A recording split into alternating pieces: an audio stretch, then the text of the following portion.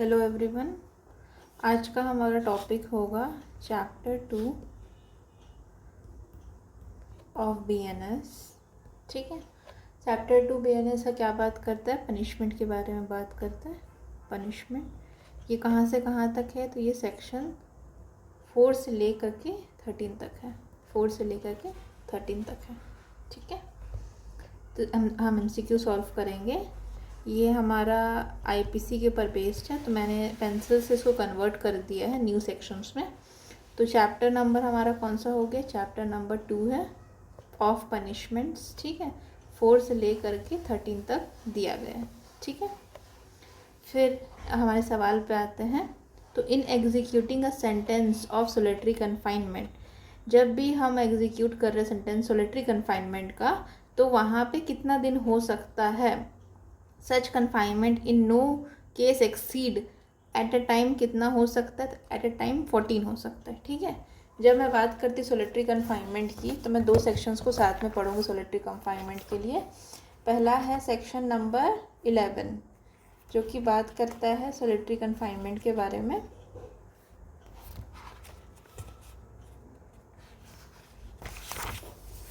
ठीक है, और सेक्शन नंबर 12 बात करता है लिमिट के बारे में। तो सेक्शन नंबर 11 और 12 को साथ में पढ़ना है। ये बात करता है सॉलिटरी कन्फाइनमेंट के बारे में, और 12 बात करता है लिमिट के बारे में। ठीक है, 12 में क्या लिखा है कि जो सॉलिटरी कन्फाइनमेंट होगा हमारा, वो एट अ टाइम कितना हो सकता है? एट अ टाइम होगा हमारा 14 डेज। ठीक है, 14 डेज।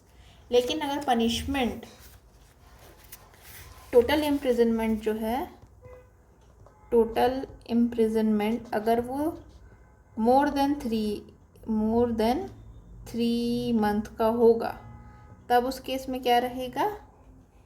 तो इट कैन नॉट एक्सीड, कितना एक्सीड नहीं हो सकता? 7 डेज इन 1 मंथ। ठीक है, 1 मंथ में 7 दिन से ज़्यादा नहीं हो सकता है। एट अ टाइम 14 डेज होगा, ये एक लिमिट दी गई है। अगर हमारा जो पनिशमेंट है वो 3 महीने से ज़्यादा है, तो इट कैन नॉट, तो ये 7 दिन से ज़्यादा, 1 मंथ में 7 दिन से ज़्यादा नहीं हो सकता। ठीक है, फिर आगे बढ़ते हैं। तो ये हमको 11 एंड 12 को याद रखना है सॉलिटरी कन्फाइनमेंट की जब बात आएगी तो। इसके बाद नेक्स्ट क्वेश्चन हमारा क्या बात करता है? In which of the following punishment can not be avoided under the IPC.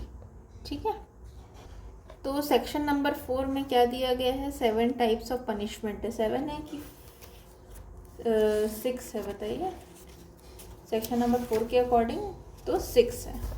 7 पहले था, उसको रिमूव कर दिया गया था। ट्रांसपोर्टेशन ऑफ लाइफ जो दिया गया ना, ये नहीं है। इसको रिमूव कहाँ किया गया था? 1995 में। इसको 1955 में रिमूव कर दिया गया था। अगर हम सेक्शन 4 को देखें तो उसमें क्या लिखा है? सेक्शन 4 में लिखा है 6 टाइप्स ऑफ पनिशमेंट लिखा है। ठीक है, 6 टाइप्स है। तो पहला है हमारा क्या? Death penalty. दूसरा है लाइफ इम्प्रिजनमेंट।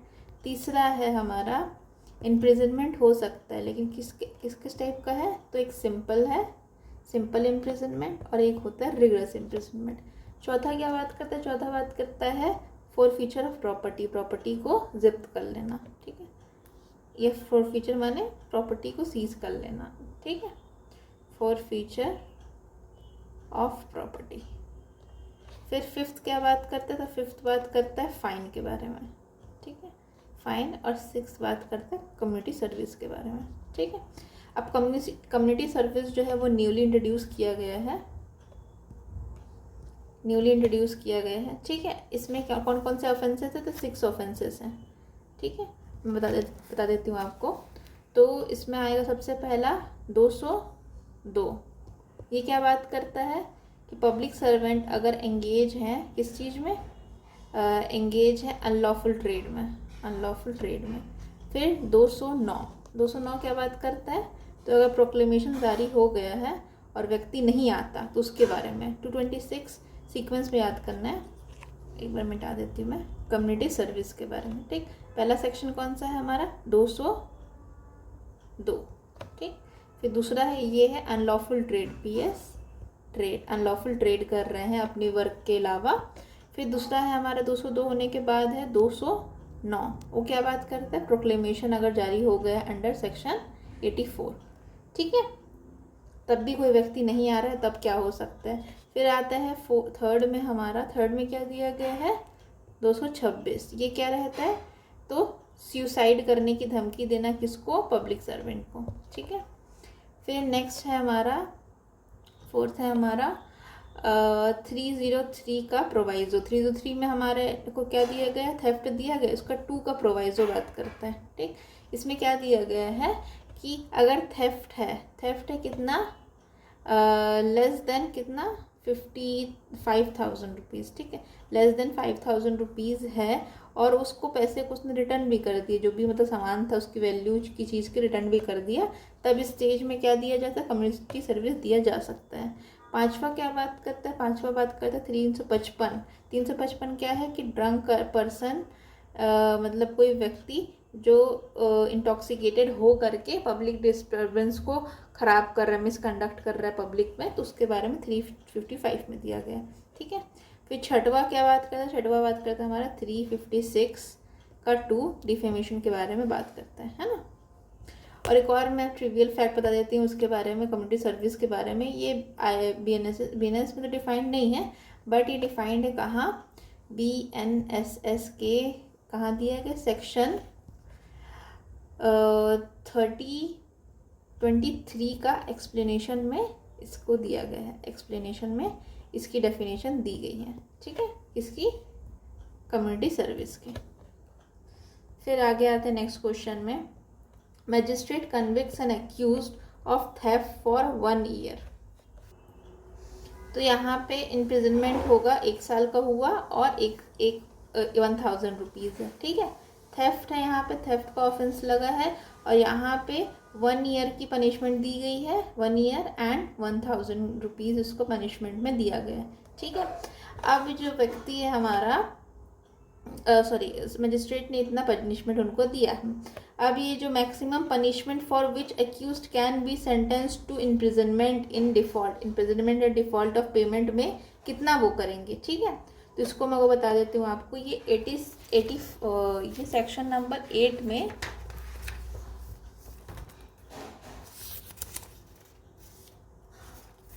में हमारा 8 का 3 जो है वो इसके बारे में बात करता है कि अगर इन case of default of fine होता है, इन case of default of fine, तो उस केस में क्या करते हैं हम, 1/4 करते हैं, किस चीज़ का 1/4, of maximum punishment for offence, ठीक है। तो अगर हम लोग यहाँ पे एग्जांपल ले रहे हैं थेफ्ट का, थेफ्ट के लिए कितना है, 3 ईयर्स है पनिशमेंट, तो 3 ईयर्स हमारा मैक्सिमम लिमिट, तो 1/4 ऑफ 3 ईयर्स करेंगे इंटू 3 ईयर्स। 3 ईयर्स नहीं हो पाएगा तो हम इसको कन्वर्ट कर देंगे, तो किस में कन्वर्ट करेंगे, मंथ्स में कन्वर्ट करेंगे, तो 1/4 इंटू 3 ईयर्स क्या होगा, 12 3 कितना होता है, 36, तो 36 लिख देंगे, 36 हो जाएगा, यहाँ पे 36 मंथ हो गया, यहाँ से कट करेंगे तो 9 होगा, तो 9 मंथ इसका आंसर होगा, ठीक है। तो इन case of default of payment है तो कितना हो जाएगा, 1/4 ऑफ टोटल पनिशमेंट होगा, इसका आंसर होगा 9 मंथ, ठीक है। आगे बढ़ते हैं, चलिए ये जवाब दीजिए, इस क्वेश्चन का जवाब दीजिए कि 8 के 3 में क्या लिखा, अभी मैंने बताया था, तो यहाँ पे बोल रहा है sentence of imprisonment for non payment of fine shall be limit to, तो ये कितना होगा, 1/4 of the maximum term of imprisonment for the offence होगा, ठीक है, 1/4 होगा, 1/4 ऑफ ऑफेंस, ठीक है। इन case of non payment of fine, non payment of fine में 1/4 लगाया जाएगा अपने को, कितना, 1/4 ऑफ द टोटल इम्प्रिजनमेंट, उतना उसको पनिशमेंट दे दिया जाएगा, ठीक है। फिर नेक्स्ट क्वेश्चन में आते हैं, द वर्ड इंजुरी जो यूज़ किया गया है वो इंजुरी किसके ऊपर हो सकती है, denotes any harm what ever illegal caused by, तो ये इंजुरी हमारा 2K14 में था, if I am not wrong, 2K14 में डिफाइंड है इंजुरी। तो इंजुरी किस तरह की हो सकती है, तो mind, body, reputation plus property वेक होता है, आंसर होगा इसका डी, ठीक है। अब नेक्स्ट क्वेश्चन है कि how many types of punishment हमारा मैंशनड है सेक्शन नंबर 4 पे। तो इसका राइट आंसर है 6 टाइप ऑफ पनिशमेंट है।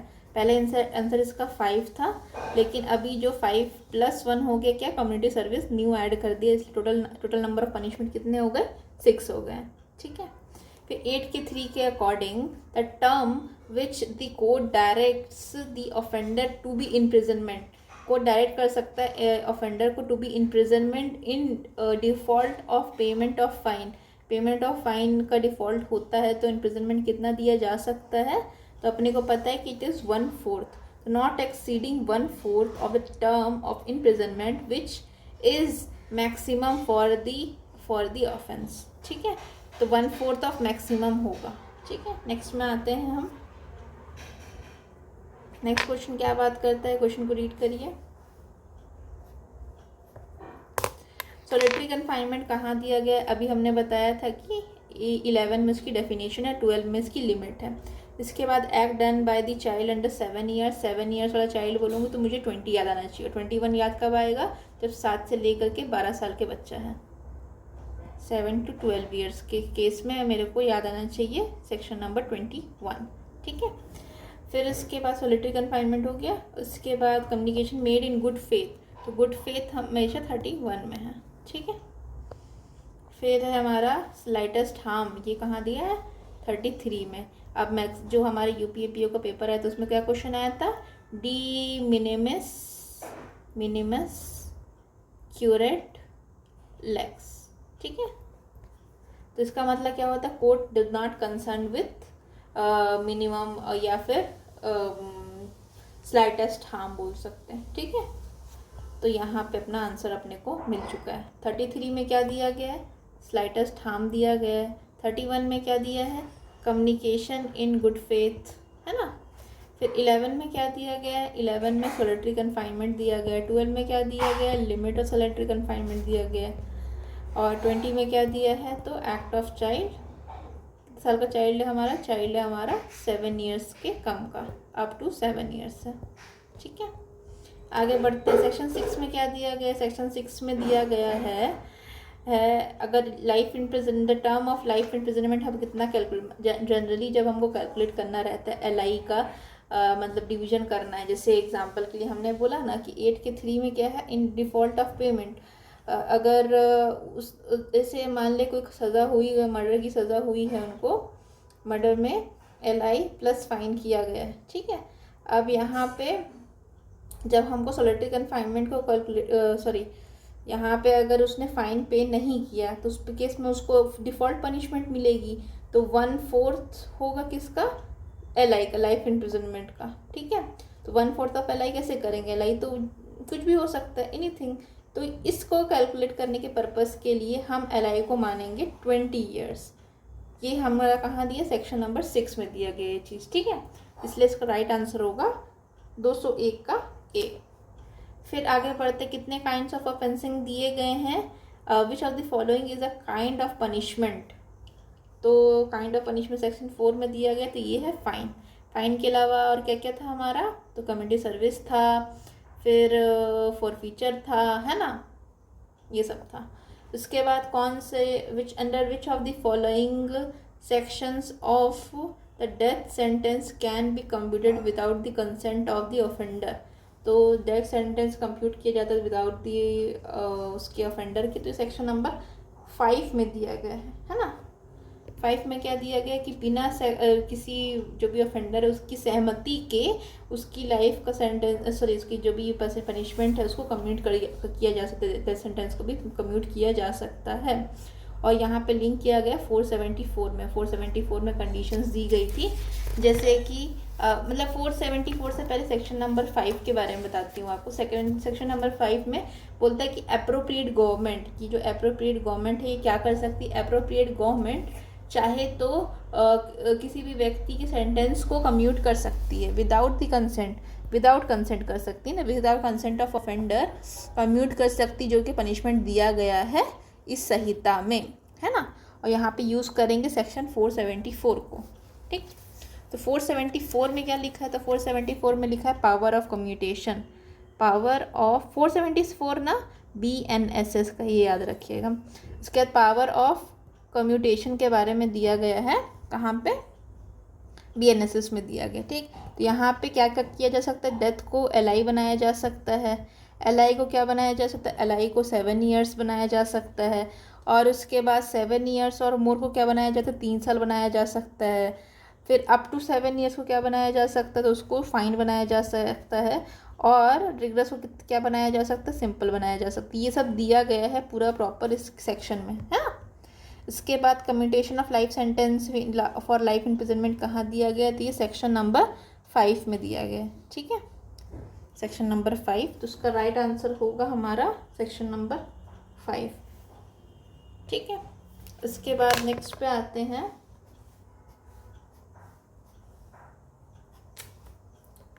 फिर जब हमको कैलकुलेट करना है, सेक्शन 6 हमको कैलकुलेट करना है, calculating the fraction of term punishment imprisonment for life shall be reckoned as equivalent to life imprisonment for तो 20 ईयर्स माना जाएगा। ठीक है, सेक्शन 6 में अपने को 20 ईयर्स याद करना है, बात खत्म। आगे बढ़ते हैं। फिर प्रोटेक्शन अगेंस्ट डबल जियोपार्डी कहाँ दिया गया है, तो प्रोटेक्शन अगेंस्ट डबल जियोपार्डी कहाँ दिया गया, ये चीज़ एम्बेडेड है किसमें, सेक्शन नंबर 9 में है। ठीक है, सेक्शन नंबर 9 क्या बात करता है, सॉरी गाइस फॉर डिस्टर्बेंस, घर में रहेगा कि रिकॉर्ड करना मुश्किल होता है, लेकिन I am trying my best. So चलिए टॉपिक पे आते हैं। सेक्शन 9 में क्या दिया गया है, प्रोटेक्शन अगेंस्ट डबल जियोपार्डी दिया गया। ठीक है, और बाकी सेक्शंस क्या हैं, तो सेक्शन नंबर 1 का 4 क्या बात करता है, एक्स्ट्रा टेरिटोरियल जुरिसडिक्शन के बारे में बात करता है। ठीक है, सेक्शन नंबर 4 क्या बात करता है, टाइप्स ऑफ पनिशमेंट के बारे में बात करता है। टाइप्स कितने हैं हमारे पास, 6 टाइप्स हैं।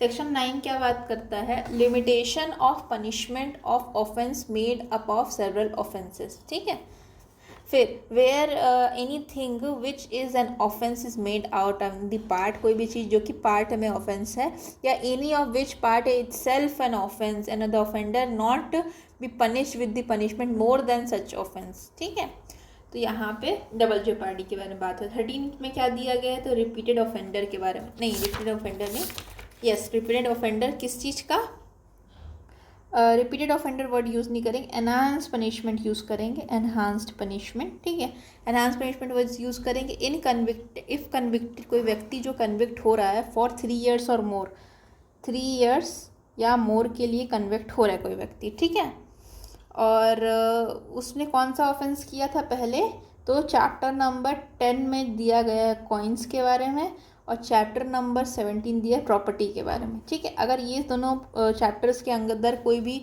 व्यक्ति क्या हो रहा है, ऑफेंस कर रहा है, तो इन दैट क्या रिजल्ट होगा कि लाइफ इम्प्रिजनमेंट होगा या अप टू 10 ईयर्स होंगे। ठीक है, 10 ईयर्स रिगरस या सिंपल। ठीक है, ये रिजल्ट होगा। क्या मैं बोली इसमें, कि अगर कोई व्यक्ति है जिसने कन्विक्ट हुआ था, वो पहले सेक्शन 13 बात करता, कोई व्यक्ति कन्विक्ट हुआ था। ठीक है, कन्विक्ट हुआ था, उसको पनिशमेंट 3 साल से ज़्यादा की, 3 ईयर्स या मोर की पनिशमेंट उसको मिली थी।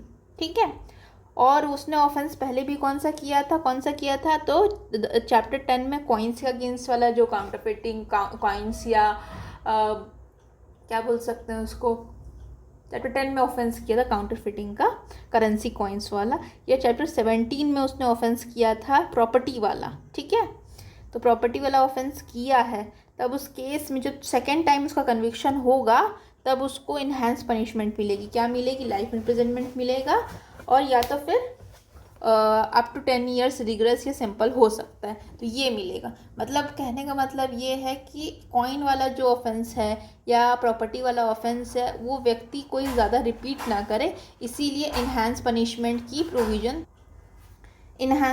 का प्रोविज़न दिया गया है इन दोनों चैप्टर्स में। ठीक है, आगे बढ़ते हैं। तो प्रोविज़न फॉर सोलिटरी कन्फाइनमेंट कहाँ दिया गया है, तो अपने को दिया गया सोलिटरी कन्फाइनमेंट के बारे में सेक्शन नंबर 11 में, है ना, 11 में। 12 में क्या दिया है, लिमिट दिया है ना। 9 में क्या दिया है, 9 में दिया गया है डबल जियोपार्डी वाला, है ना। Protection from double jeopardy. और 8 में क्या दिया गया है, तो वो 10 में क्या दिया गया है, तो 10 में दिया गया है अबाउट, अगर कन्फ्यूजन है यहाँ पे दिया गया punishment for the person guilty of more than several offences. एक ऑफेंसेस ज़्यादा के लिए अगर वो गिल्टी है तो लोएस्ट ऑफेंस का के लिए उसको ट्रीट किया जाएगा, लोएस्ट ऑफेंस वाला। 11 में सॉलिटरी कन्फाइनमेंट दिया गया है, ठीक है। नेक्स्ट आते हैं सेक्शन नंबर 11 में क्या दिया गया है, तो maximum limit of solitary confinement कितनी हो सकती है, जो सेक्शन 11 में दिया गया, तो यहाँ पे 3 मंथ होगा, ठीक है। मैं आपको चार्ट बनवा देती हूँ सॉलिटरी कन्फाइनमेंट का। सेक्शन 11 बात करता है सॉलिटरी कन्फाइनमेंट के बारे में।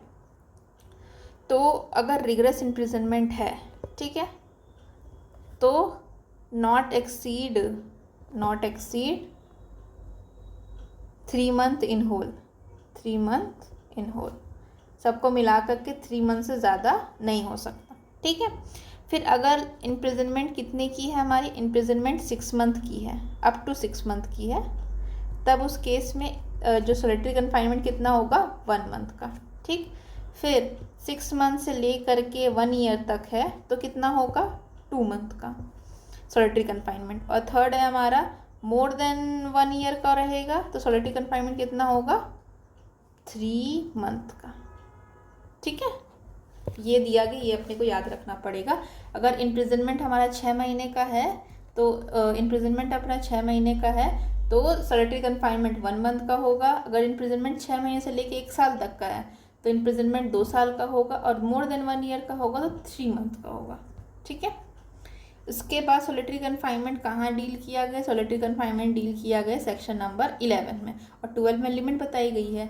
10 में क्या हमने बताया, सेवरल ऑफेंसेस वाला दिया गया, यहाँ पे लोएस्ट पनिशमेंट वाले को दिया जाएगा। सेक्शन 9 में हमने क्या पढ़ा था, डबल जेओपार्डी के बारे में, है ना। और 8 में हमने क्या पढ़ा था, तो अमाउंट ऑफ फाइन वाला बात कर रहे थे। 8 का 7 बात करता है कि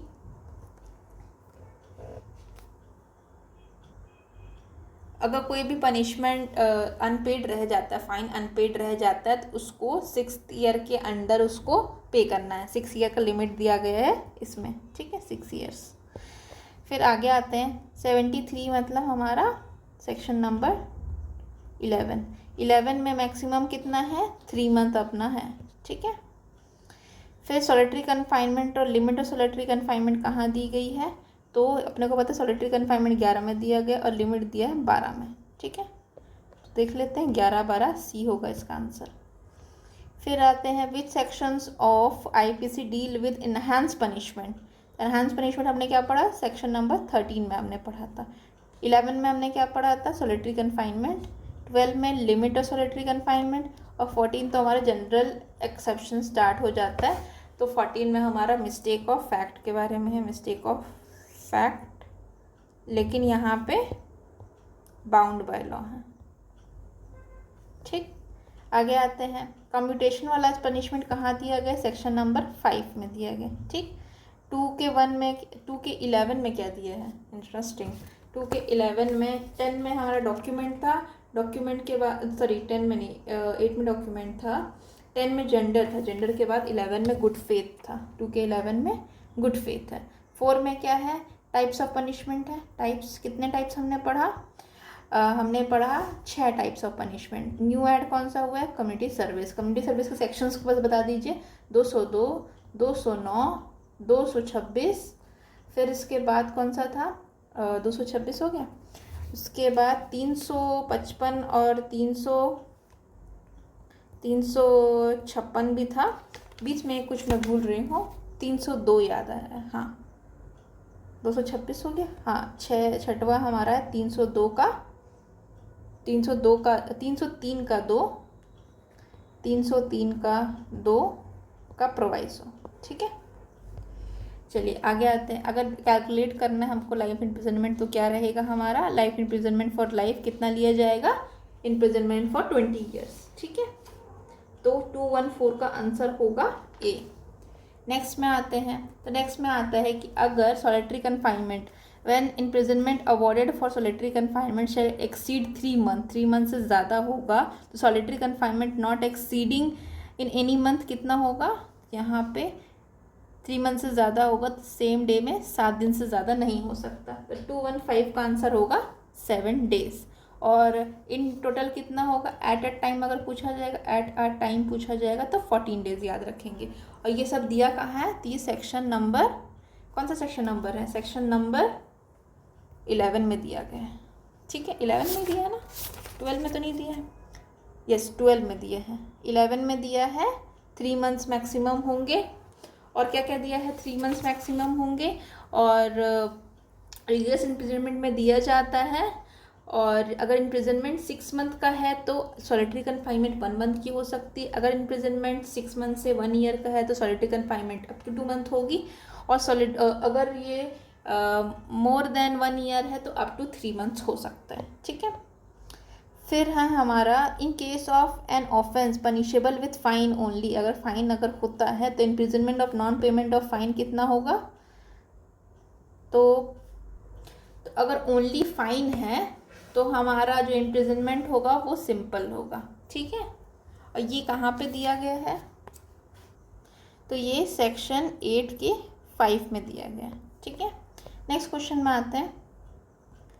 तो इनहांस पनिशमेंट पहले दी कहाँ पे है, तो ये सेक्शन नंबर 13 में दी गई है। ठीक है, सेक्शन नंबर 13 में दिया गया है। 13 में ये बोलते हैं कि अगर ऑफेंस हमारा है किसका, प्रॉपर्टी का, कॉइन का और गवर्नमेंट स्टैम्प का, और इसमें पनिशमेंट में इस पर कन्विक्शन फर्स्ट कन्विक्शन हुआ है हमारा कहाँ, फर्स्ट कन्विक्शन में कितनी पनिशमेंट मिली थी, तो इम्प्रिजनमेंट मिला था मोर देन 3 मंथ्स, 3 मंथ्स का सॉरी मोर देन 3 ईयर्स का इम्प्रिजनमेंट मिला था। इम्प्रिजनमेंट कितना मिला था, 3 ईयर्स या और मोर मिला था। ठीक है, तो इन दैट केस जो सेकेंड कन्विक्शन होगा, तो इन दैट केस जो सेकेंड कन्विक्शन होगा हमारा, उसमें लाइफ इम्प्रिजनमेंट होगा या तो अप टू 10 ईयर्स होगा।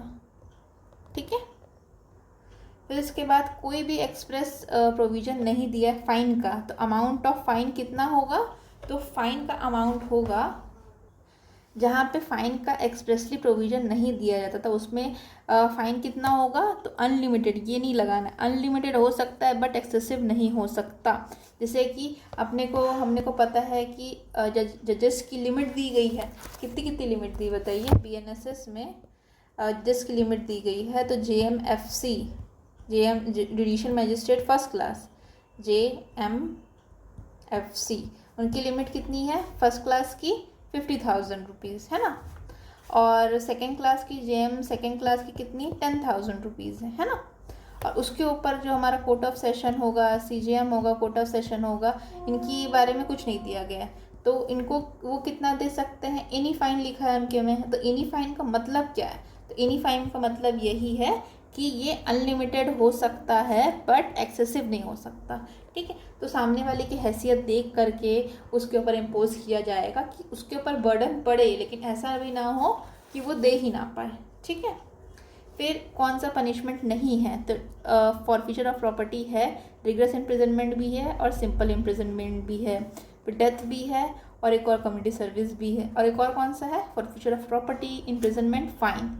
ठीक है, तो 6 दिए गए हैं, तो इसमें से ट्रांसपोर्टेशन ऑफ लाइफ नहीं होता। ये कहाँ दिया है, सेक्शन नंबर 4 में दिया गया। फिर नेक्स्ट में आते हैं, तो ये कब रिपील किया गया था, 1955 में, लेकिन कौन से वाले से रिपील किया गया था, तो एक बार देख लेते हैं। तो एक्ट नंबर कौन सा है, एक्ट नंबर 26 ऑफ 1955 जो है, इससे रिपील इसको किया गया था। क्या, transportation for life, transportation of life को हटा करके क्या किया गया था, लाइफ इम्प्रिजनमेंट किया गया था 1955 में। फिर नेक्स्ट क्वेश्चन है हमारा, सेक्शन नंबर 4 में क्या क्या कितने ऑफेंसेस दिए गए हैं, तो 6 ऑफेंसेस दिए गए, पहले 5 थे। ठीक, सेम क्वेश्चन,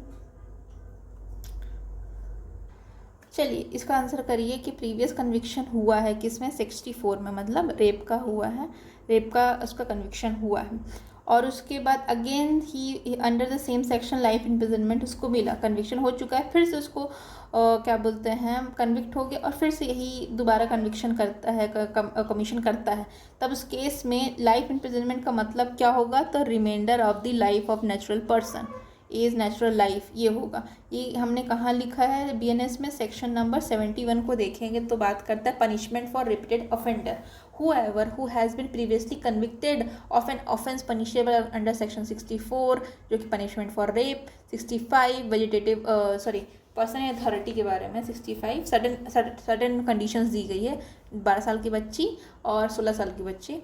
फिर 66 में पीवीएस परसिस्टेंट वेजिटेटिव स्टेट, या तो फिर दूसरा है डेथ कॉज कर देता है किसी का, उसके बारे में। 70 में गैंग रेप के बारे में। अगर सब्सिक्वेंट कन्विक्शन होता है तो पनिशमेंट होगी हम उसकी लाइफ इम्प्रिजनमेंट, और लाइफ इम्प्रिजनमेंट का मतलब क्या होगा, natural life, persons reminder of persons natural life, या फिर डेथ पेनल्टी साथ में दी जा सकती है। ठीक है, फिर कौन सा कैटेगरी नहीं है, तो अपने को पता है कि simple imprisonment with hard labour तो है, यस सिंपल इम्प्रिजनमेंट नहीं, मैं भी कंफ्यूज हो गई थी, सिंपल इम्प्रिजनमेंट नहीं, देखो डेथ तो है, ये तो कंफर्म है, लाइफ इम्प्रिजनमेंट ये कंफर्म है। इम्प्रिजनमेंट में दो था, कौन से थे, तो एक सिंपल था और एक था हमारा रिग्रेस। रिग्रेस में ऑप्शन रहती है विथ हार्ड लेबर, सिंपल में ऐसा कोई ऑप्शन नहीं है, तो इसका आंसर होगा ये नहीं होता, फॉरफीचर प्रॉपर्टी तो होता ही है। फिर इसके बाद हु में commute the death penalty for any of the other punishment, तो यहाँ पे हमने शब्द क्या यूज़ किया, एप्रोप्रिएट गवर्नमेंट। ठीक है, फिर जो है द एप्रोप्रिएट गवर्नमेंट में commute sentence of the accused, कर सकती है एक्यूज का कम्यूट सेंटेंस। ठीक है, without the consent of the accused, ये हमने कहाँ पढ़ा है, तो we have studied about it in section 5, और लिंक करेंगे किससे, लिंक करेंगे 474 से। फिर है हमारा विच of the following can court of session pass, court of session क्या पास कर सकती है, तो कोर्ट ऑफ सेशन के जो पावर है यहाँ पे दिया गया है, 227 का आंसर होगा हमारा T. Any sentence authorised by law but death sentence must be confirm by the high court. ठीक है, तो इसमें क्या दे सकती है, एनी सेंटेंस दे सकती है और एनी फाइन दिया जा सकता है। एनी फाइन को तो पता है अपने को, सेक्शन 8 के 1 में दिया गया है कि ये एक्सेसिव हो सकता है, अनलिमिटेड हो सकता है, बट ये एक्सेसिव नहीं हो सकता, ये तो अपने को पता है। और एनी सेंटेंस जो भी ऑथराइज बाय लॉ है वो हो सकता है।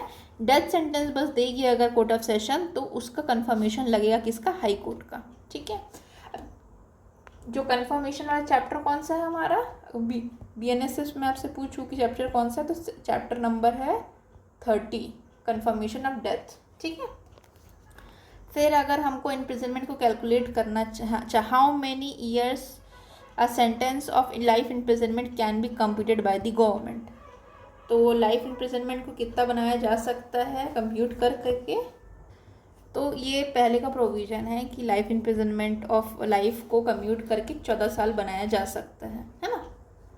आगे आते हैं, a father's abandons 3 month old daughter Z, A जो है अबैंडन करता है अपनी 3 महीने की बच्ची जेड को, under the Indian penal code A should be punished with maximum, तो अबैंडनिंग ऑफ चाइल्ड वाला हमने कहाँ पढ़ा है, 93 में पढ़ा है। ठीक है, तो 93 की पनिशमेंट अपने को देखनी पड़ेगी।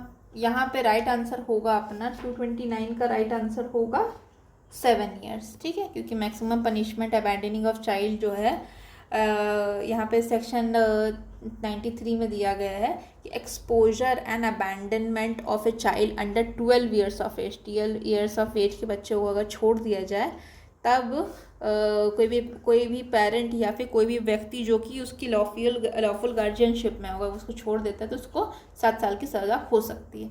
हु में कंप्यूट सेंटेंस, तो यहाँ है एप्रोप्रिएट गवर्नमेंट। ठीक है, एप्रोप्रिएट गवर्नमेंट का एक केस लॉ भी है जो कि है Bilkis Bano versus union of India 2024 का केस है। यहाँ पे क्या हुआ था, बिल्किस बानो का केस रॉयट्स के ऊपर था, गुजरात रॉयट्स के ऊपर था। तो वहाँ पे जो बिल्किस बानो की फैमिली को मर्डर कर दिया गया था और उसके अनबॉर्न चाइल्ड को भी मार दिया गया और उसका रेप किया गया था। ठीक है, उसमें सज़ा हुई थी, जो एक्यूज थे उनको लाइफ इम्प्रिजनमेंट की सज़ा मिली थी। ठीक है, लाइफ इम्प्रिजनमेंट की सज़ा मिली थी अराउंड 2012 में शायद मिला होगा। तो 2024 में उनको 14 साल की 2010 में हुआ होगा, तब जाके 14 साल की सज़ा कंप्लीट हुई। यहाँ पे बोला गया ना कि कम्यूटेशन किया जाता था 14 ईयर्स के लिए, तो 14 ईयर्स उसे कंप्लीट हुए 2024 में।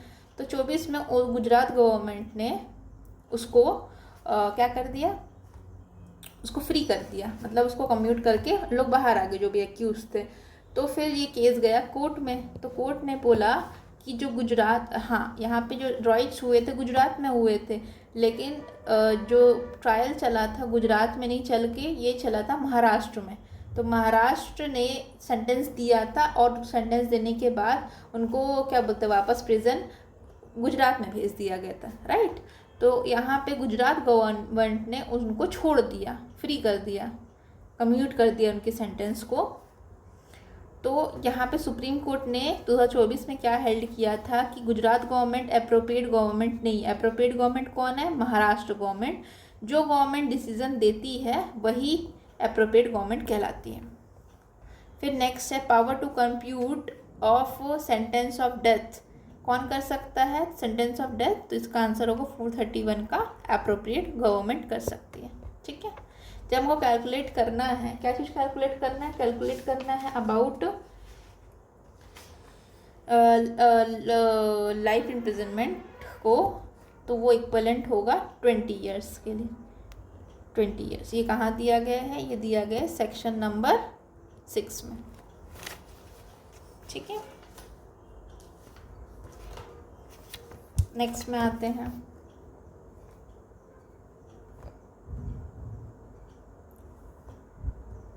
सेक्शन नंबर 8 के 1 में क्या दिया गया है, 8 के 1 में दिया गया है कम्यूटेशन, इसके बारे में, फाइन के बारे में, ठीक है। तो no sum is express to which a fine may extended there amount of fine which the offender may be liable with. तो ये होगा हमारा अनलिमिटेड हो सकता है बट एक्सेसिव नहीं हो सकता, ठीक है।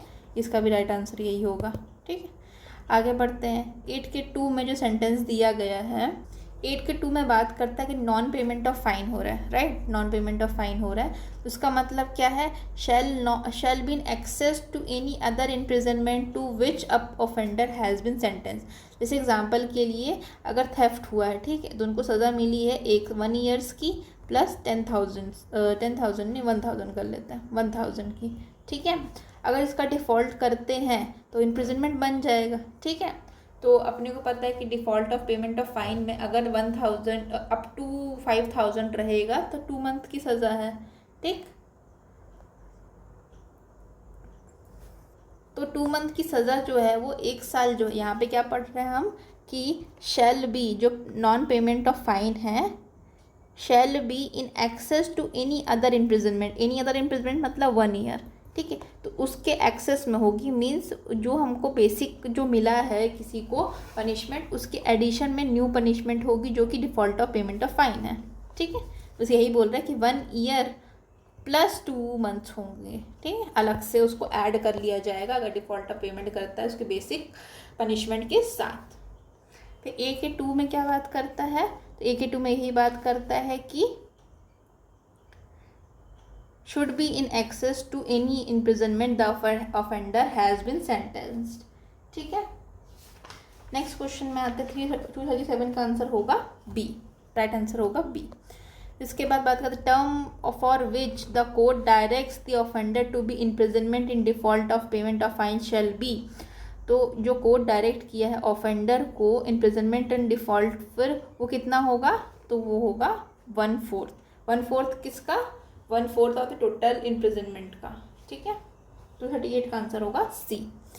फिर नेक्स्ट आते हैं, when the offender is punished with imprisonment as well as fine the maximum of the term then can be awarded in default of payment of fine कितना होगा, तो 1/4 है किसका, maximum of punishment fix for the offence. तो 239 का answer क्या होगा, B, 1/4। फिर आते 8 का 1 क्या बात कर रहे थे, 8 का 1 बात करता है कि अगर कोई नो सम एक्सप्रेसली प्रोवाइड किया गया है फाइन के लिए, तो अमाउंट ऑफ फाइन कितना होगा, तो वो होगा डी, अनलिमिटेड हो सकता है but it is not excessive. Next में आते हैं, when the offence is punishable with both fine and imprisonment, a sentence for non payment shall not exceed, कितना एक्सीड नहीं करेगा, तो उस केस में 1/4 अपने को याद करना, 1/4 of the maximum term of imprisonment for the office. ठीक, फिर the imprisonment in default of fine कितना होगा, वो 1/4 से ज़्यादा नहीं होगा। फिर आते हैं मैक्सिमम कितना है, 1/4 ऑफ, सेम है, ये भी 1/4 है। ठीक है, चलिए इस सवाल को हम कोशिश करते हैं सॉल्व करने की। सीजीएम साहब ने क्या दिया है, एक्यूज को इम्प्रिजनमेंट दिया है 5 साल का और फाइन दिया है 10 ईयर्स का। ठीक है, दी मैक्सिमम इम्प्रिजनमेंट उस सेक्शन में कितनी हो सकती है, तो 7 ईयर्स हो सकती। ठीक है, 7 ईयर्स हमारे वो हो गई। ठीक, on non payment of fine the magistrate can give him maximum up to, तो नॉन पेमेंट ऑफ फाइन होगा तो कितना दिया जा सकता है मैक्सिमम, तो अपने को 1/4 करना है किसका, 7 ईयर्स का, तो 1/4 और यहाँ पे 7 को कन्वर्ट कर लेंगे 12 से मल्टीप्लाई करके, यहाँ पे 7 कर लेते हैं, चलिए यहीं पे ऐसे कर लेते हैं, तो यहाँ पे होगा 7 3 जा 21, तो राइट आंसर होगा 446 का बी, 21 मंथ। ठीक है, आ गया। फिर आगे आते हैं, in case of the offence punishable with fine, तो imprisonment for non payment of fine कितना होगा, खाली पनिशमेंट फॉर फाइन होगा तो इम्प्रिजनमेंट भी हमारा सिंपल होगा, 247 का आंसर होगा बी। ठीक है, फिर the maximum term of imprisonment can be awarded in default of payment of fine in case of offence with fine only, तो फाइन ओनली होगा, इसमें कुछ मिस्टेक है, नेक्स्ट क्वेश्चन में चलते हैं। If the offence punishable with fine only, तो default of payment अगर होगा तो वो किसका होगा, सिंपल होगा। ठीक है,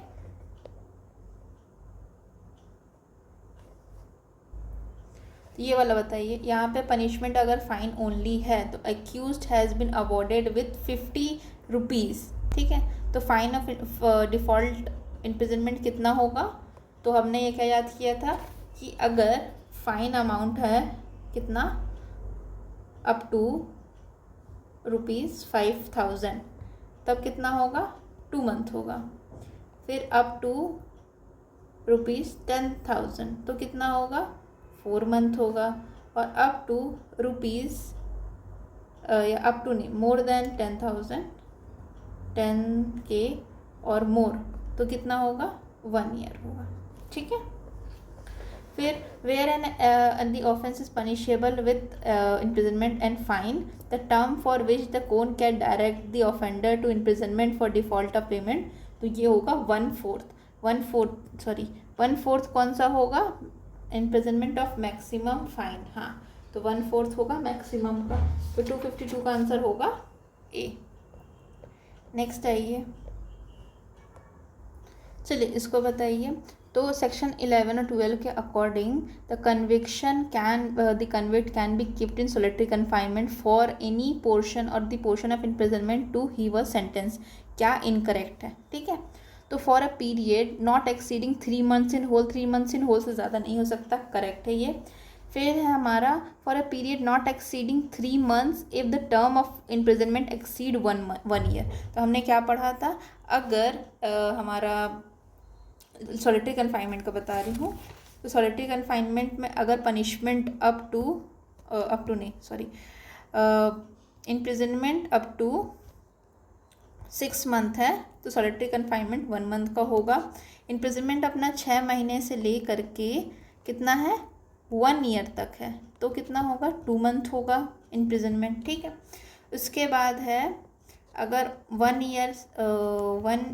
ईयर से मोर है, मोर देन 1 ईयर है, तब 3 मंथ होगा उसका इम्प्रिजनमेंट। ठीक है, तो यहाँ पे अगर देखा जाए तो 3 मंथ इन होल वाला तो अलग पॉइंट है, और ये वाला तो अपना सेक्शन नंबर इसमें 11 में दिया गया था कि जो कन्फाइनमेंट होगा 14 डेज से ज़्यादा एट ए टाइम नहीं हो सकता, और अगर मोर देन 3 मंथ है हमारा इम्प्रिजनमेंट तो 7 डेज अ मंथ से ज़्यादा नहीं हो सकता। ये चीज़ हमने सेक्शन 11 में पढ़ी। ये 12 का कॉन्सेप्ट है, 12 में हम लोगों को क्या बोल रहा है कि अगर पीरियड नॉट एक्सीडिंग 3 मंथ होगा, 3 मंथ से ज़्यादा क्या नहीं देंगे, सॉलिटरी कन्फाइनमेंट नहीं देंगे। If the term of the imprisonment exceed 6 month, 6 month से ज़्यादा, देखिए यहाँ पे 6 मंथ से ज़्यादा है, do not exceed 1 year, 1 year से कम है, मतलब 6 मंथ से लेके 1 ईयर के बीच में है, तो इम्प्रिजनमेंट कितना होता है 2 महीने का। यहाँ क्या लिखा है 3 महीना, गलत है।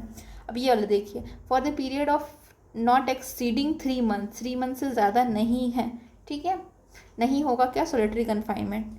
If the term of imprisonment exceed 1 year, 1 year से ज़्यादा होगा तब अगर इम्प्रिजनमेंट 1 ईयर से ज़्यादा, सोलिटरी कन्फाइनमेंट कितना होगा 3 मंथ, तो 3 मंथ लिखा है, दैट इज करेक्ट, तो इसका इनकरेक्ट आंसर होगा बी। इस सेक्शन 11 में क्या बात करता है, तो maximum time for which a person may be kept in solitary confinement, तो मैक्सिमम टाइम के लिए सोलिटरी कन्फाइनमेंट रखा जा सकता है वो है 3 मंथ्स, ठीक है। तो 256 का आंसर क्या होगा, 256 का आंसर होगा बी। फिर the offender is sentence to imprisonment for a term exceeding 1 year, तो 1 ईयर से एक्सीड करेगा तो कितना हो जाएगा 3 मंथ, और 6 मंथ से लेकर के 1 ईयर तक होगा तो कितना होगा 2 मंथ, और अपना अप टू 6 मंथ होगा तो कितना होगा 1 मंथ, है ना। तो यहाँ पे सोलिटरी कन्फाइनमेंट कितना होगा, नॉट एक्सीडिंग 1 ईयर से ज़्यादा है तो 3 मंथ, तो 257 का आंसर होगा सी। 1 ईयर होता तो कितना रहता, अप टू इम्प्रिजनमेंट कितना रहता, अप टू 6 मंथ, 2 मंथ रहता तो कितना रहता, तो 6 मंथ से ले करके 1 ईयर तक। फिर इन case of imprisonment of non payment of fine, if the part of fine is paid, such sentence जो होगा वो कितना होगा, तो अगर किसी व्यक्ति ने imprisonment for non payment of fine, जो केस है हमारा कौन सा, imprisonment for non payment of fine, और पार्ट ऑफ फाइन अगर पे कर दिया गया, मैंने कुछ सेंटेंस उसने भोग लिया, उसके बाद पार्ट ऑफ फाइन पे कर दिया, तो उस केस में क्या होगा, तो वो रिड्यूस होगा प्रोपोर्शनली। जैसे मान ले एग्जांपल के लिए, अगर उसका डिफ़ॉल्ट हमारा इम्प्रिजनमेंट था कितना 2 मंथ का, और उसने क्या बोलते हैं अगर 1 मंथ काट लिया है, तो फिर 1 मंथ के हिसाब से उसको क्या करना पड़ेगा, अपना पैसा पेमेंट करना पड़ेगा। सेक्शन 11 के अकॉर्डिंग कितने मंथ का इम्प्रिजनमेंट लाइक सॉलिटरी कन्फाइनमेंट हो सकता है, तो सॉलिटरी कन्फाइनमेंट होगा 3 मंथ का, 259 का आंसर होगा डी, ठीक है। फिर ignorantia facit excusat, ignorance of fact excuse किया जा सकता है, ये कहाँ दिया गया है, तो ये दिया है 14 में, ठीक है। 13 में क्या दिया है, 13 में दिया गया है एनहांस पनिशमेंट के बारे में, है ना। फिर 15 में क्या दिया है, एक्ट ऑफ जज दिया है, इसका आंसर होगा बी, 260 का आंसर होगा बी। फिर है हमारा इम्प्रिजनमेंट को हम क्या कैलकुलेट करेंगे, B, that is imprisonment of life is, the term of imprisonment of life is, तो ये गलत हो गया, होल ऑफ नेचुरल लाइफ होता है, तो life imprisonment for life means whole of reminder of life होता है, ठीक। फिर 2 केसेस हैं हमारे, तो कौन से केस में रेस्ट ऑफ रेयर वाला केस है, तो ये अपना है बच्चन सिंह का। फिर अगर स्पीडी ट्रायल पूछूं तो स्पीडी ट्रायल के लिए होगा हुसनैरा खातून का केस, और आर वर्सेस गोविंदा है डिफरेंस बिटवीन हमारा क्या कल्पेबल होमिसाइड एंड मर्डर। और लास्ट क्वेश्चन है, सुप्रीम कोर्ट ने कॉन्स्टिट्यूशनल वैलिडिटी चेक की थी, तो इसका आंसर होगा 64 का आंसर होगा डी, मच्छी Singh versus state of Punjab. इस केस में क्या किया गया था, कॉन्स्टिट्यूशनल वैलिडिटी चेक की गई थी, सॉरी जगमोहन है, मुझे लग ही रहा था जगमोहन है, मैंने गलत आंसर देख लिया। जगमोहन वाले केस में दिया गया था किसके बारे में, कॉन्स्टिट्यूशनलिटी चेक की गई थी किसकी, डेथ पेनल्टी की। बच्चन सिंह हमारा रेयरेस्ट ऑफ द रेयर वाला केस है, और मच्छी सिंह में 304 जो अभी का है 104 का कॉन्स्टिट्यूशन वैलिडिटी चेक की गई थी कि लाइफ कन्विक्ट अगर कोई ऑफेंस करता है, अगर लाइफ कन्विक्ट ऐसा ऑफेंस करता है जो कि जिसकी पनिशमेंट लाइफ इम्प्रिजनमेंट है, तो उसको कंपलसरी डेथ पेनल्टी दी जाती थी, तो इसको अनकॉन्स्टिट्यूशनल या एक तरह से आर्बिट्ररी डिक्लेयर किया गया था, ठीक है। फिर डन है आज के लिए, thank you so much, see you tomorrow.